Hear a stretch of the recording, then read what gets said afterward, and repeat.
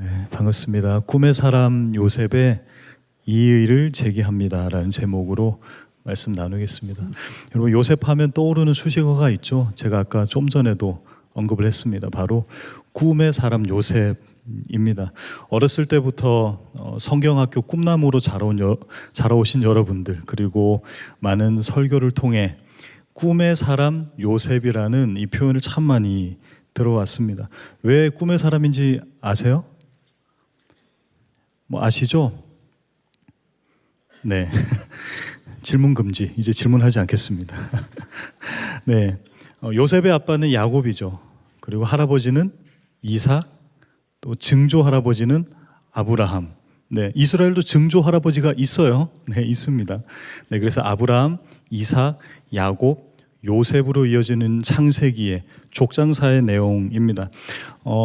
아빠 야곱에게는 두 명의 아내가 있었습니다. 잘 아시다시피 레아와 라헬입니다. 누굴 더 사랑했나요? 라헬을, 아니 더 사랑한 게 아니라 라헬만 사랑했습니다. 그죠? 그래서 7년간 열심히 일해서 라헬을 주십시오라고 했는데 그 밤에 장인 어른이자 외삼촌 라반이 누구를 집어넣죠? 네, 레아를 집어넣습니다. 그러고 나서 이게 어찌된 일입니까? 라고 컴플레인을 하죠. 항의를 합니다. 그러자 어떻게 하죠? 질문 금지라고 해놓고. 참. 저에게 하는 질문입니다. 제 스스로. 어떻게 하는 거지, 정훈아? 네. 네, 대답하지 마십시오. 네.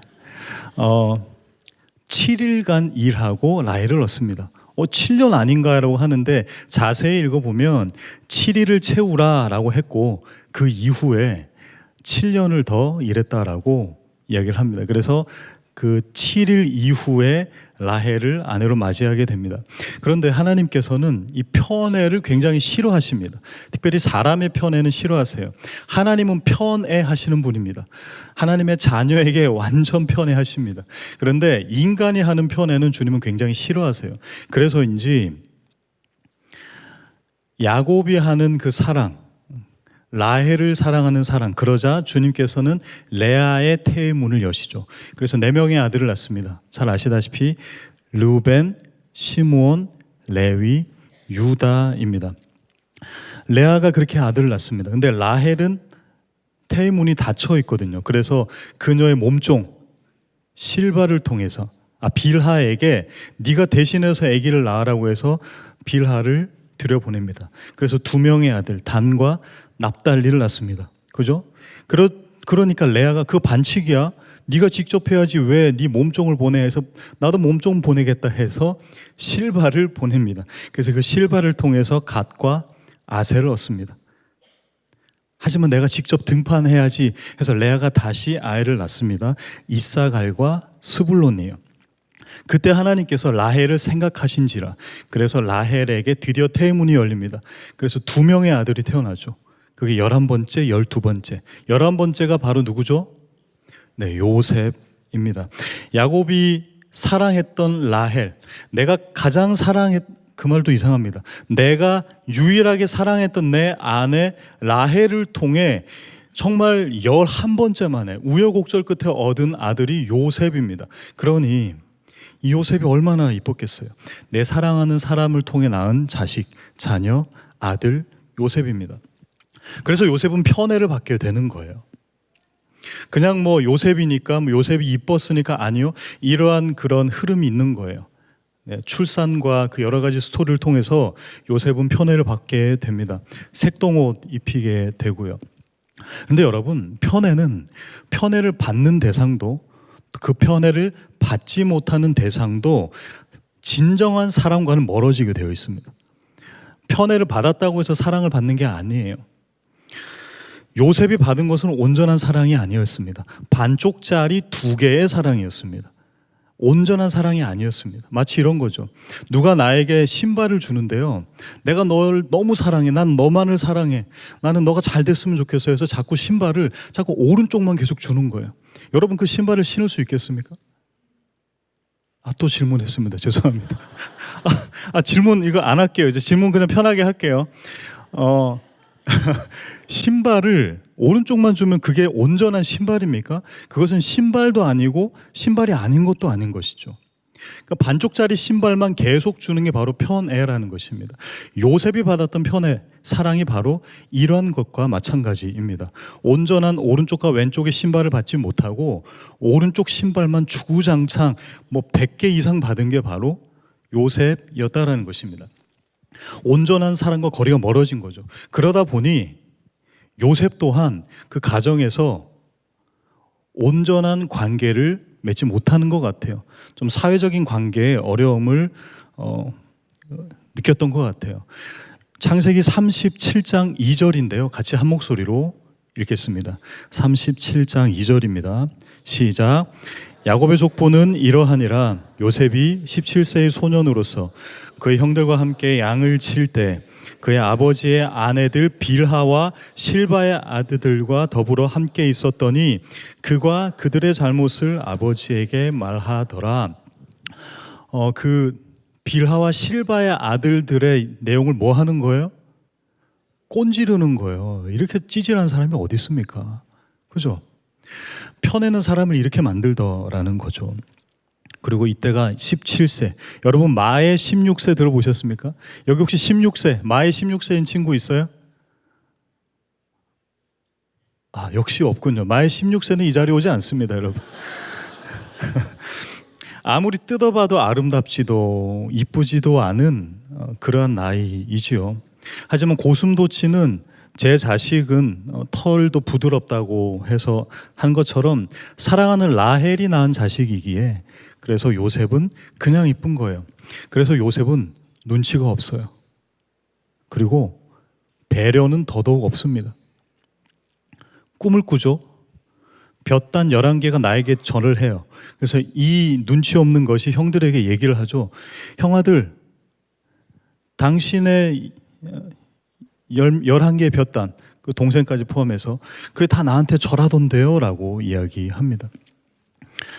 다시 꿈을 꿨는데 해와 달 그리고 11개의 별이 나에게 절하던데요 라고 이야기합니다. 눈치도 없고 배려도 전혀 없는 거예요.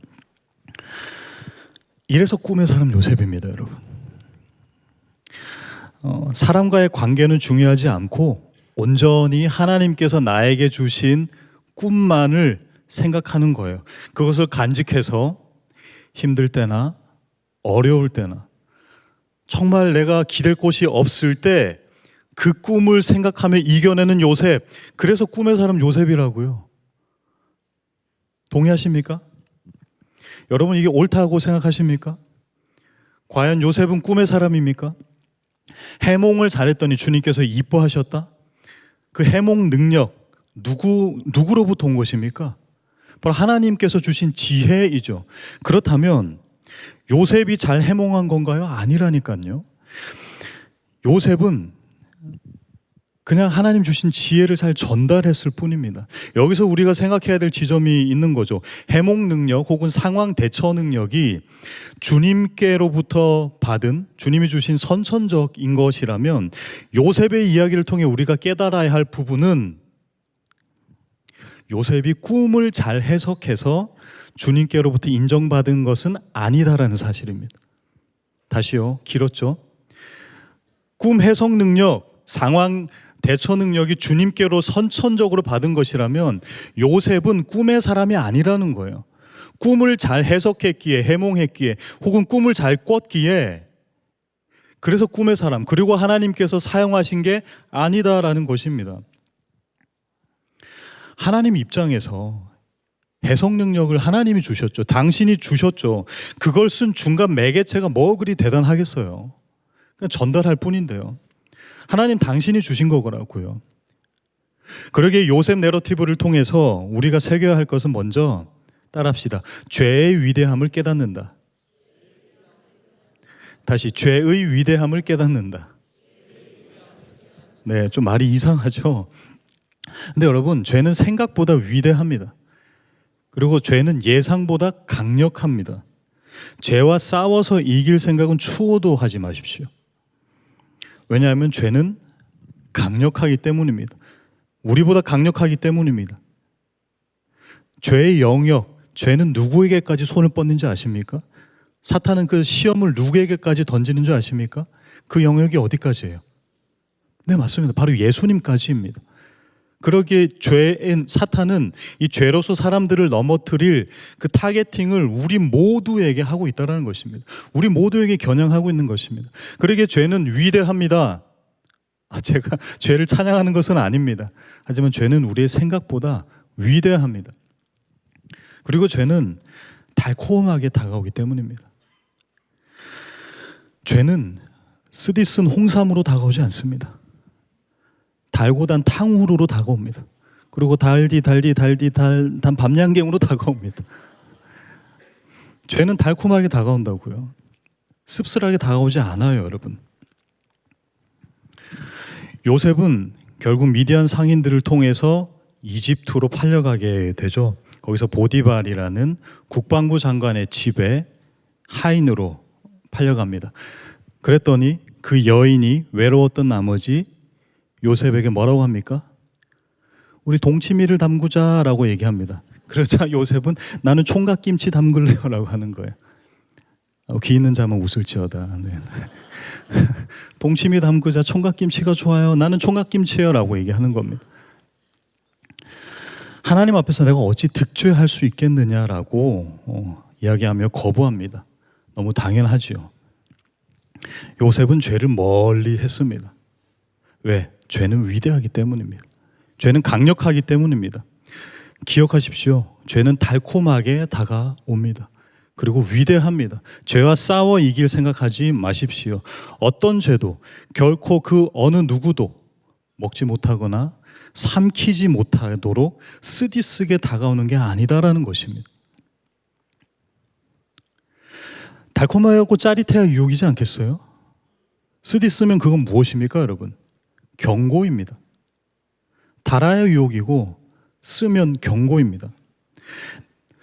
내 삶이 조금 고되십니까? 내 삶이 조금 고되고 쓰디쓰다면 하나님께서 우리를 사랑하셔서 하나님이 개입하셔서 우리에게 경고이자 사랑의 메시지를 전달해 주시는 거예요. 반대로 내 삶이 너무 답니까? 내 삶이 너무 달콤하고 달달합니까? 너무 부드러운 무언가로 인해서 내 경건 생활이 무너졌다면 그것은 사탄이 준 시험일 가능성이 굉장히 높습니다, 여러분. 불로소득. 내가 아무 쓰디쓴 힘든 일 겪지 않고 불로소득으로 내 주머니에 들어오는 그것, 들어올 때도, 불로소득은 나갈 때도, 내 지갑과 내 주머니에서 나갈 때도 다 비성경적입니다. 요셉 이야기를 통해 우리가 고백해야 될 첫 번째, 죄의 위대함을 깨닫는 것입니다. 죄의 위대함을 인지하시고 깨닫고 죄로부터 그리고 그 현장으로부터 멀어지시는 저와 여러분 다 되시기를 주님의 이름으로 축원드립니다. 보디발의 아내가 요셉에게 누명을 씌우죠. 생각하기로는 그냥 한번 시도했다가 안 되면 그냥 안 하면 되지 않을까라고 생각할 수 있는데 이집트에서 이러한 이야기가 있었습니다. 어떤 이야기냐면 아누비스와 바타라는 두 형제가 있었습니다. 아누비스는 결혼을 했어요. 아내도 있어요. 그리고 농사를 짓습니다. 바타는 그 형의 농장에서 같이 함께 일을 합니다. 그런데 함께 일을 하러 갔는데 아누비스가 이 뿌릴 씨앗이 떨어진 거예요. 그래서 동생 바타한테 바타야 집에 가서 씨앗을 좀 가져와라라고 이야기를 합니다. 그래서 바타가 그 형의 말을 듣습니다. 집에 갔는데 여기도 또 동치미 담그는 분이 계시는 거예요. 바로 아누비스의 아내입니다. 그 아내가 또 유혹합니다. 왜 그랬냐니까 그냥 이렇게 여러 번 왔다 갔다 바타가 하기 싫어서 한꺼번에 이 많은 씨앗들을 으쌰 하면서 하는 순간 뭐가 울룩불룩 튀어나왔어요? 근육이 울룩불룩 튀어나온 거예요. 이건 제 얘기가 아니라 여기 문헌에 기록된 겁니다. 그래서 그걸 보고 반한 거예요. 그래서 유혹을 합니다. 바타는 거부합니다. 당연하죠. 그랬더니 그 아누비스의 아내가 막 본인이 얼굴을 막 본인이 치고 기름을 발라서 떡지게 만들어서 남편 아누비스가 돌아왔을 때 당신의 동생 바타가 나를 범하려 했습니다라고 얘기하는 거예요. 아누비스는 어땠을까요? 듣고 바타를 없애야겠다, 죽여야겠다는 생각을 합니다. 그 집에 가서 외양간에 숨어 있는데 바타가 오니까, 이거는 제 이야기입니다. 아마 기뻤던 것 같아요. 송아지인지 뭔지 외양간에 있던 가축들이 매 울 거예요. 그래서 저기 누가 있다라고 해서 형이 나를 죽이러 왔구나를 바타가 깨닫게 되는 거예요. 도망갑니다. 근데 형이 못 쫓아와요. 걔는 좀 피지컬이 좋았던 것 같아요. 동생이 운동 능력이 좋았던 것 같아요. 결국 멀리서 대화를 합니다. 형수님이 그렇게 했다. 서로 대화를 하고 오해를 풀고 아누비스는 집으로 돌아가서 그 아내를 죽입니다. 그리고 그 아내 시신을 개들에게 먹였다라고 전설에서 이야기를 하고 있습니다. 이 이야기가 이집트의 법률적인 원리가 담겨진 것이라면 누군가를 강간하거나 그런 폭력을 저지르면 사형입니다. 죽일 수 있어요. 그리고 거짓 증언을 했을 때도 죽일 수가 있는 겁니다. 그러다 보니 요셉은 죽어 마땅했는데 죽지 않고 살려뒀습니다.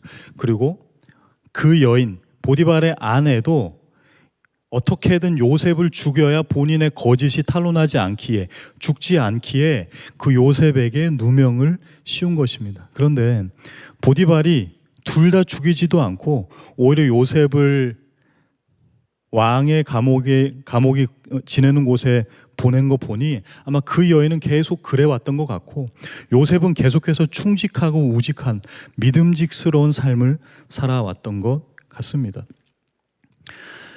죄를 멀리했습니다. 죄를 멀리하고 죄의 현장으로부터 떠났습니다. 그랬더니 다른 사람의 죄악의 결과를 뒤집어 쓰게 된 요셉입니다. 여러분, 우리는 죄의 위대함과 죄가 강력함을 깨닫고요. 우리는 그 죄로부터 멀어지려 하고 어떻게든 그 죄에 대해서 저항하려 합니다. 떠나려 합니다. 그런데 얻는 결과는 뭐라고요? 다른 사람의 죄의 결과를 내가 얻게 되는 겁니다. 억울하지 않나요? 그럼에도 불구하고 우리는 이 죄로부터 멀어져야 할까요? 굳이 이 죄로부터 멀어져서 죄로부터 떨어지고 죄와 무관한 삶을 살아야 하는 것일까요? 죄를 멀리한다는 게 무엇입니까, 여러분? 죄를 안 짓는 게 죄를 멀리하는 것입니까? 아닙니다. 성경적으로 죄를 멀리한다라는 것은 바로 하나님과 가까이 있다라는 것입니다. 무슨 말이냐면 어둠이 존재합니까? 어둠이라는 것은 존재하지 않아요. 여러분, 어둠의 촛불을 본 적이 있으십니까? 지금 난 너무 밝어. 그래서 나는 이 밝음을, 어둠의 촛불을 켜서 이 밝음을 어둠으로 만들래 라고 하는 그 어둠의 촛불을 본 적이 있으십니까? 결코 없을 것입니다. 어둠은 존재하지 않아요. 빛의 부재가 어둠입니다. 하나님께서는 악을 창조하시지 않았다고요. 하나님의 부재인 그곳이, 하나님이 부재한 내 삶이 바로 어둠이 되는 것입니다. 그러게 본질적으로 죄로부터 멀어진다는 개념은 사실 존재하진 않아요. 그러게 우리 신앙인들, 그리스도인들은 죄로부터 멀어지기 위해 노력하는 것이 아니라 오히려 빛의 부재가 죄이다 보니 우리는 무엇에 가까이 가는 삶을 살아야 합니까? 빛에 가까이 가는 삶을 살아야 한다라는 것입니다. 빛과 가까울수록 밝고 멀수록 어두운 거예요. 그게 바로 빛의 부재, 죄로부터 멀어지는 것, 죄로부터 떠나는 것이다라는 겁니다. 죄를 멀리한다는 건 부존재의 증명 같아요. 존재하지 않는다라는 것을 증명해봐라는 말도 안 되는 이야기인 것입니다. 우리는 오히려 실존하시는 그 하나님 곁에 날마다 나아가야 한다라는 것입니다. 요셉은 그러한 사람이었습니다. 죄의 부재, 죄로부터 멀리 도망친다라는 개념을 전에는 편애로 인해서, 어렸을 때는 그 개념을 잘 이해하지 못했으나 본인의 그 어려운 상황들을 맞이하면서 죄로 멀리 한다라는 것은 하나님과 가까이 하는 것이구나라는 것을 깨닫게 되었다라는 것입니다. 하나님 얼굴과 얼굴을 마주하는 것이구나라는 것을 요셉은 깨달았다는 것입니다. 꿈의 사람 요셉이요? 저는 계속해서 이 꿈의 사람 요셉이라는 말에 이의를 제기합니다. 요셉은 꿈의 사람이 아니었습니다. 오히려 오늘 본문 21절에 요셉의 어떠함을 잘 드러내고 있습니다. 본문 21절을 우리 한 목소리로 읽어보도록 하겠습니다. 시작. 여호와께서 요셉과 함께 하셨다는 것이 더하사 간수장에게 은혜를 받게 하심에. 아멘. 여호와께서 요셉과 함께 하시고 함께 하셨다는 게 중요한 거예요, 여러분. 은혜가 중요한 게 아니에요, 여러분. 우리는 은혜를 얻었다, 인자를 얻었다, 더했다, 여기에 집중되어 있는데 우리가 항상 눈여겨봐야 할 것은 하나님이 함께 하셨다라는 것입니다. 성경은 처음부터 끝까지 하나님과 함께 하심, 하나님께서 우리와 함께 하심을 이야기하고 있습니다. 하나님께서 에덴을 왜 지으셨나요? 그 에덴에서 우리와 함께 하시기 위해서입니다. 하나님께서 왜 그 아들을 보내셨습니까? 우리와 함께 하시기 위해서입니다. 하나님께서 그 아들의 이름을 왜 임마누엘이라 지으셨습니까? 뭐라고 지으셨나요? 임마누엘. 왜요? 우리와 함께 하시기 위해서. 하나님께서는 이 타락한 땅을, 이 세상을 심판하시고 없애버리시면 되는데 심판하시고 새롭게 회복하시겠다. 재창조, 새 창조하시겠다고 합니다. 새 예루살렘과 새 땅. 왜요? 우리와 다시 함께 하시기 위해서입니다. 그래서 창세기 1장 2절의 에덴을 계시록 21장 22절의 새 에덴, 새 하늘과 새 땅, 새 예루살렘으로 주님은 바꿔가고 계신다는 사실을 기억하셨으면 좋겠습니다. 그게 왜라고요? 우리와 함께 하시기 위해서라는 거예요. 죄를 멀리하기에 앞서서 존재하지 않는 악, 물론 아담의 타락으로 인해서 사실상 죄는 실존이 돼버린 것 같아요. 그럼에도 불구하고 죄를 멀리하기에 앞서 하나님을 가까이 하시는 주님과 항상 순간순간 동행하셨으면 좋겠어요. 빛 대신 주님과 함께하는 순간 어둠은 자연스럽게 소멸될 것임을 기억하시는 저와 여러분 다 되시기를 주님의 이름으로 축원드립니다. 꿈의 사람 요셉, 제가 이 일을 제기한다 놓고 계속 쓰고 있네요, 이 표현을. 꿈의 사람 요셉, 꿈보다 해몽, 꿈을 잘 꾸고 자주 꾸고 그 꿈을 잘 해석해서 꿈의 사람 요셉인가요? 나 어렸을 때 꿈 꿨는데 이 꿈이 나는 아직 내 마음속에 있어. 나는 이것을 기억하고 이것을 잘 해몽하고 보디발 이후에 왕의 감옥에서 갇혔을 때 관원장의 꿈을 해석해주고 파라오의 꿈을 해석해줬기에 나는 꿈의 사람이야. 그 꿈이 있기에 나는 이 정도 이겨낼 수 있어. 아니요. 요셉의 MBTI가 뭘까요? 요셉, 우리가 아는 요셉은 아마 인프피가 아닐까, INFP 정도가 아닐까. 감수성 풍부한 그런 상상력이 풍부한 친구가 아닐까 생각하지만 사실상 성경에서 그의 삶에 드러난 요셉의 MBTI는 ESTJ일 것입니다. 저 현실주의자. 네. 제 ESTJ 좀 대충 찾아보니까 이렇게 적어놨더라고요. 이들은 가족이나 주변 사람들로부터 믿음직한 사람이라는 평판을 받을 때가 많으며 현실 감각이 뛰어나 스트레스가 극심한 상황에서도 현실적이고 논리적인 태도를 유지하는 사람으로 인정받곤 합니다. 아마 요셉은 그런 사람이었을 것입니다. ESTJ. 하나님은 우리와 함께 하십니다, 여러분. 우리를 떠난 적이 없으세요. 우리가 항상 이러죠. 주님 이때 어디 갔습니까? 라고 하지만 하나님은 우리를 한 번도 떠난 적이 없다고요. 그렇다면 이건 하나님 입장에서 우리와 함께 하신 거고, 그러면 우리 입장에서 하나님과 함께 한다는 건 무슨 의미일까요? 뭘 의미하는 걸까요? 여러분, 하나님과 함께 하는 게 무엇입니까? 하나님 계속 내 옆에 있어요. 우리와 함께 해요. 성경은 계속 그 얘기를 하고 있습니다. 그러면 우리의 삶 가운데서 내 입장에서 하나님이 나와 함께 하시는 하나님, 나도 주님과 함께 동행하길 원합니다. 이건 과연 무엇일까요? 제가 두 사람의 예화를 가지고 왔습니다. 스톡데일 패러독스란 말이 있습니다. 스톡데일 패러독스. 이 스톡데일이라는 사람은 미 최고 장교입니다. 근데 이 사람은 호아로라는 호아로라고 하는 하노이에 있는 포로 수용소, 전쟁 포로 수용소에서 약 8년간 갇혀 있던 사람입니다. 한 80cm 그리고 270cm 정도 되는 독방에서 약 8년간 갇혀 지냈던 미 장군입니다. 그런데 그는 끝끝내 석방되어서 결국에는 명예훈장을 받게 됩니다. 부통령 후보까지 나오게 된 사람인데요. 그 스톡데일이라는 사람이 짐 콜린스, 그 최고 경영자죠. 그 사람이 쓴 Good to Great이라는 책이 있어요.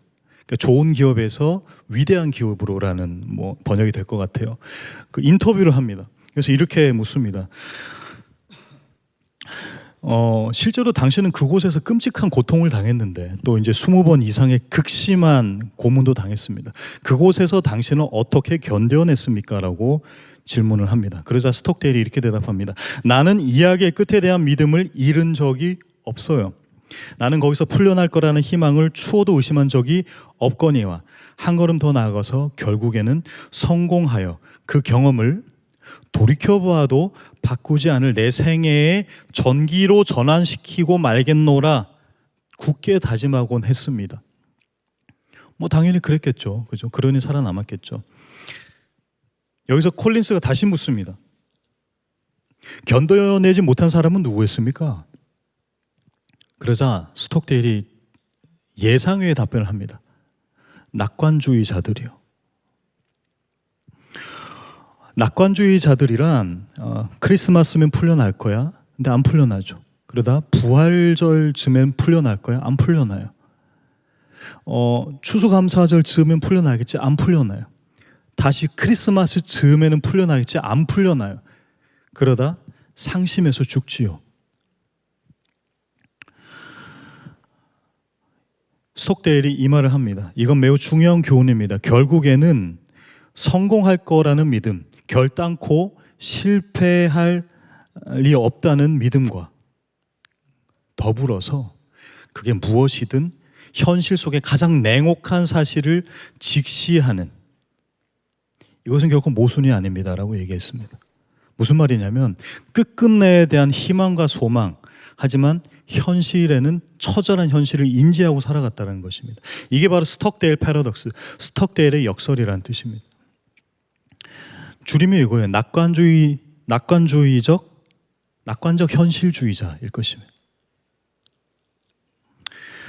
한 명 더 소개하겠습니다. 여러분 잘 아실 텐데 빅터 프랭클이라는 사람입니다. 빅터 프랭클은 오스트리아 사람이고요. 의사이자 또 교수입니다. 나치 대학살 때 수용소에서 살아남은 사람이에요. 그래서 죽음의 수용소에서라는 책을 썼죠. 되게 두껍지 않은 얇은 책입니다. 여러분 한번 읽어보십시오. 나치들이 유대인들을 학살합니다. 학살할 때 순순히 끌려갔겠어요, 유대인들이? 몸부림치고 처절하게 반항을 합니다. 당연히 반항을 하겠죠. 근데 반항을 하다 보니까 반항하는 사람은 물론이거니와 끌고 가는 이 나치도 괴로운 거예요. 왜요? 그 장면을 보고 있노라니 본인도 너무 힘든 거죠. 본인의 인격이 손상이 되는 겁니다. 그래서 나치들은 결정을 합니다. 이들의 인격을 멸절시키자.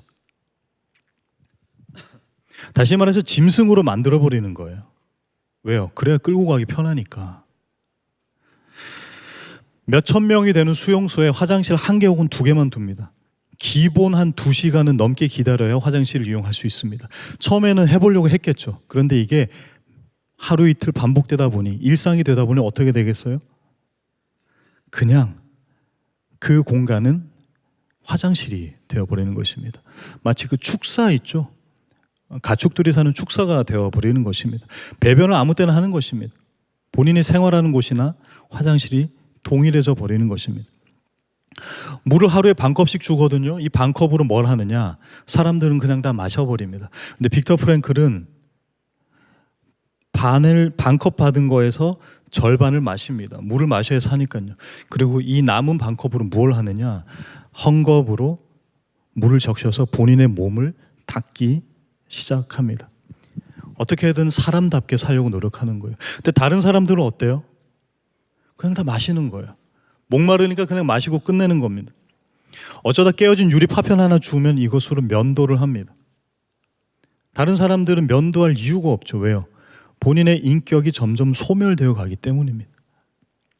하지만 빅터 프랭클은 그곳에서도 인격성이 소멸되지 않도록 노력했고 사람답게 살려고 하루하루 노력했습니다. 나치들은 성공했어요. 결국엔 사람들이 데리고 가도 눈도 풀리고 자포자기하는 심정으로 그냥 편안하게 끌려갈 수 있었습니다. 그런데 얘를 데리고 갈랬더니 얘는 눈이 땡글땡글한 거예요. 깨끗한 거예요. 그러니까 안 데려가는 거예요. 결국 살아남게 됩니다. 요셉은 낙관적 현실주의자였습니다. 후로 빅터 프랭클도 낙관적 현실주의자였습니다. 스톡데일도 낙관적 현실주의자였습니다. 어렸을 때 꾼 꿈, 그 마음속에 잘 지니고 있으면 그게 힘이 되고 능력이 돼서 결국에는 잘 될 거야. 꿈 해석이 진짜 하나님께서 사용하시는 이유라면 성경에 나오는 혹은 성경에 나오지 않는 모든 사람, 모든 점성술사들은 다 주님께서 또 얼마나 좋은 성경의 인물이 되어야 하는 것입니까? 우리에게 꿈보다 더 중요한 것은, 아니 꿈보다 더 선행되어야 할 것은 바로 주어진 현실을 올바르게 살아가는 몸부림입니다. 여러분. 요셉은 감옥에서 현실을 올바로 살아갔습니다. 감옥에서도 최선의 삶을 다했습니다. 그게 바로 하나님께서 요셉을 이뻐하신, 편애하신 이유입니다. 라헬의 아내이기 때문에 편애하신 게 아닙니다.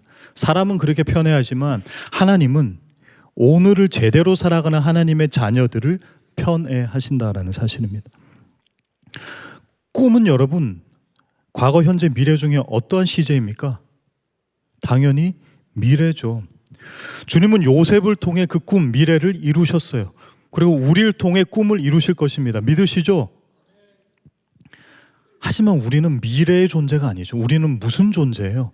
과거, 현재, 미래, 우리는 어떤 존재입니까? 우리는 과거를 살았지만 과거의 존재도 아니에요. 우리는 미래를 살 수 있는 존재도 아니라고요. 우리는 현재를 살아갈 수밖에 없는 사실상 현재에 갇힌 존재입니다, 여러분. 그러기에 꿈은 우리의 영역이 아닙니다, 여러분.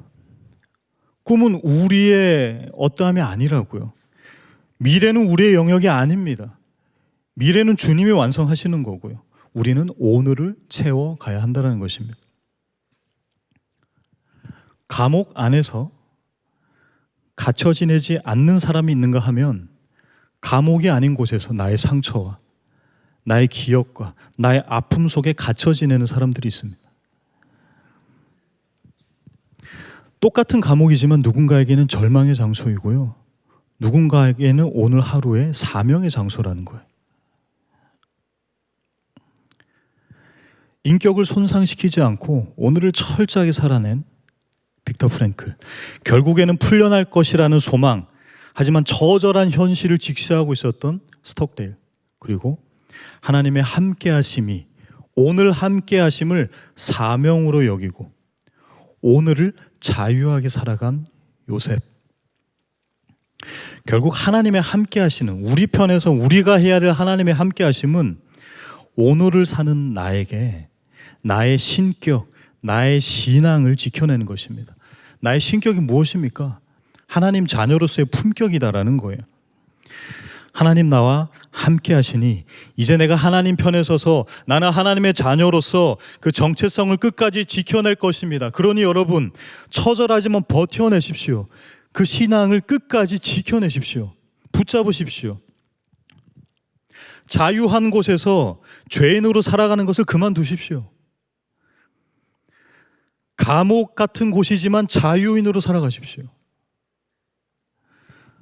무가치, 무절제, 무의미한 이 세상 속에서 가치 있고 절제하며 의미 있는 삶을 살아가시는 저와 여러분 다 되시기를 주님의 이름으로 축원드립니다. 말씀을 맺겠습니다.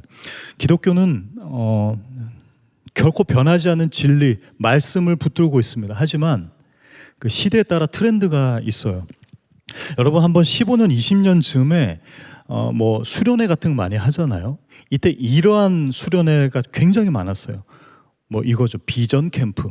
혹시 들어보셨나요? 비전 캠프라는 용어가 굉장히 많았습니다. 뭐 비전을 품고 살고 꿈을 크게 가져라라 했습니다. 근데 지금 어느 순간 지금 한번 둘러보십시오. 캠프를 보면 비전 캠프라는 말 들어보신 적 있으세요? 지금은 이 비전, 꿈이란 말이 거의 사그라들었습니다. 왜일까요? 왜일까요? 이거는 사실 좀 역사적, 사회적 흐름과 좀 관련이 있더라고요. 우리가 한 20년 전쯤에는 중진국 정도였던 것 같아요. 중진국이었는데 이제 우리는 선진국이 되었어요. 옛날에는 다 이루지 못했던 것이 꿈과 비전과 희망으로 남아 있었지만 지금 우리는 이미 다 발전이 되어 있다고요. 선진국이라고요. 다 해봤다고요. 직간접적으로 다 알고 있다고요. 그러니 우리에게는 그닥 앞으로 나아가야 될 생활의 실제적인 꿈이 불필요한 것입니다. 그래서 왜 개발도상국을 영어로 developing country라고 하죠. 그리고 선진국을 developed country라고 하죠. 이미 다 발전된, 우리는 이미 다 발전된 곳에서 살고 있습니다. 그러기에 비전이 마치 의미 없는 것처럼 보일 수밖에 없는 것입니다. 물론 비전을 가지십시오. 그리고 내가 꾸는 꿈보다 하나님이 나를 필요하시는 그곳, 그 최선, 그 부르심의 현장에서 살아가십시오. 그러기에 우리는 이제 비전으로 살아가지 않고 사명으로 살아가야 한다는 것입니다. 오늘 하루의 사명으로 살아가는 것이 우리에게 필요한, 지금 진짜 그리스도인들이 살아가야 될, 살아내야 할 오늘 사명이다라는 것입니다. 죄는 생각보다 위대합니다. 죄는 현장에서 벗어나는 것이지 맞서 싸울 대상이 아닙니다. 여러분 벗어나십시오. 인지하십시오. 나는 죄보다 연약함을 고백하십시오. 그리고 그 죄를 멀리 하십시오. 하지만 오늘 말씀처럼 죄를 멀리 한다는 것은 하나님을 가까이 한다는 것입니다. 그리고 하나님은 단 한 번도 우리를 떠나지지 않으셨어요. 그럼 우리 편에서 해야 될 이 일상, 하나님과 동행하는 삶은 무엇인가? 바로 결국 주님께서 우리에게 주신 언약을 소망하고 비전으로 삼고 꿈으로 품지만 처절한 오늘을 사명으로 살아가는 것입니다. 자유한 곳에서 갇혀 사시지 마시고 갇혀 있는 듯 하나 자유하게 살아 그 주님의 편애를 받으시는 저와 여러분 다 되시기를 주님의 이름으로 축원드립니다. 우리 함께 찬양하겠습니다.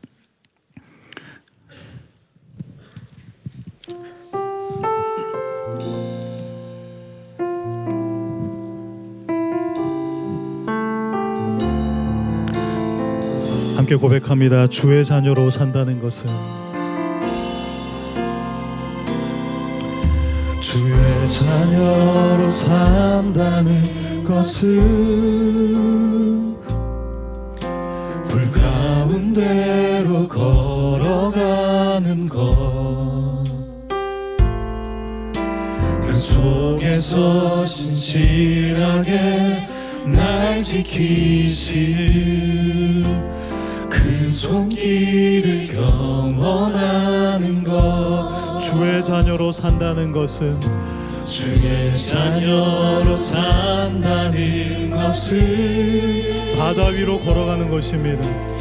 바다 위로 걸어가는 것, 내 온몸을 덮쳐오는, 내 온몸을 덮쳐오는 폭풍 속에서 우리 다시 고백합니다. 주의 자녀로 산다는 것은, 주의 자녀로 산다는 불 가운데로 걸어가는 것입니다. 불 가운데로 걸어가는 것, 그 속에서 신실하게 날 지키시는 그 손길을 경험하는 주의 자녀로 산다는 것은, 주의 자녀로 산다는 것은 바다 위로 걸어가는 것, 내 온몸을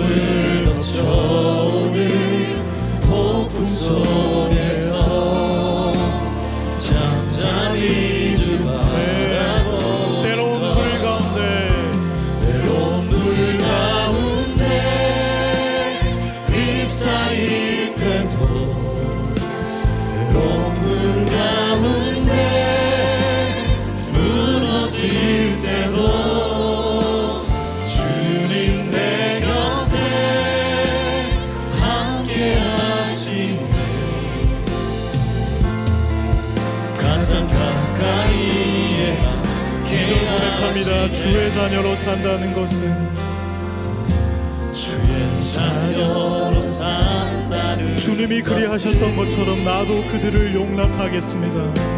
나도 그들을 용납하는 것.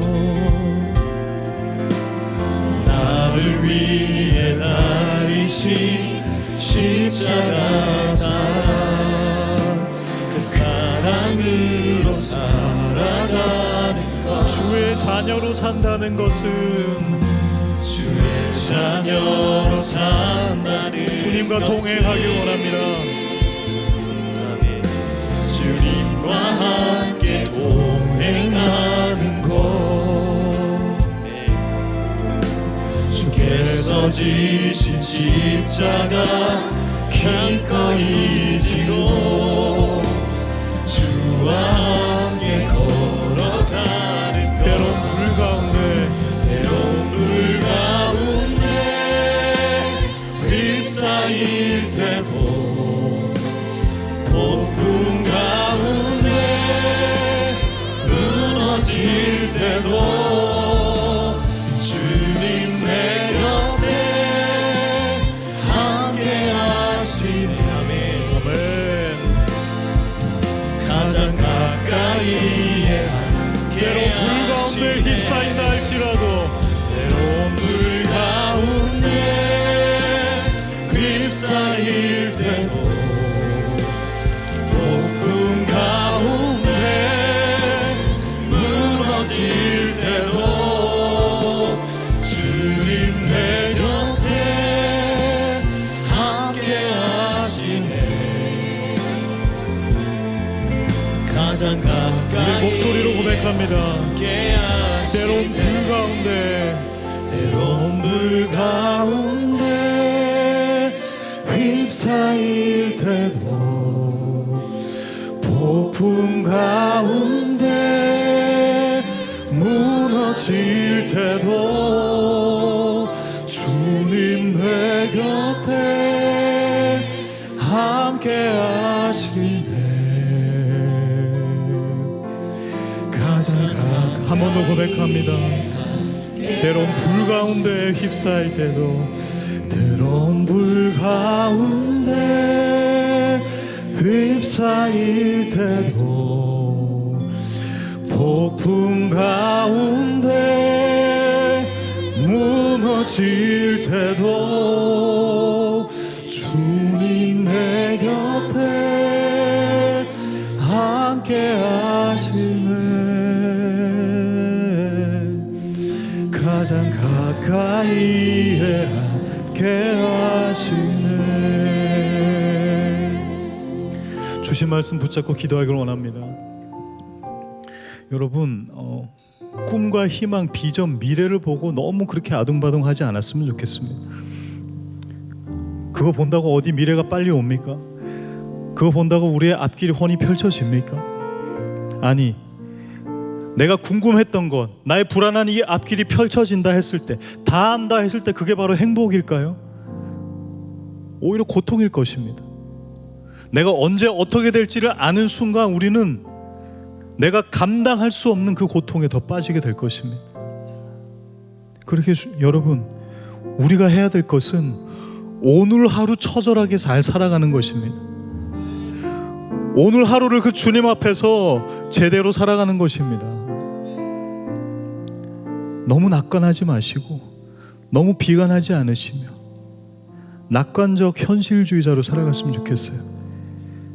근데 그 현실은 나의 존재가 현실이 아니라 바로 살아계신 하나님, 나와 함께 하시는 하나님, 그러기에 주님, 나는 당신의 자녀로서 하나님의 자녀의 정체성을 끝까지 붙들고 살아가겠습니다. 내가 이건 놓치지 않겠습니다. 어려움이 있다 할지라도 그 죽음으로부터 감옥 같은 곳에 갇혀 사는 것이 아니라 갇혀 있다 할지라도 주님의 자녀로 자유하게 살아가는 그런 우리가 되게 하여 주시옵소서. 임마누엘의 은혜가 있게 하여 주시옵소서. 우리 주님 한번 잡고 기도하겠습니다.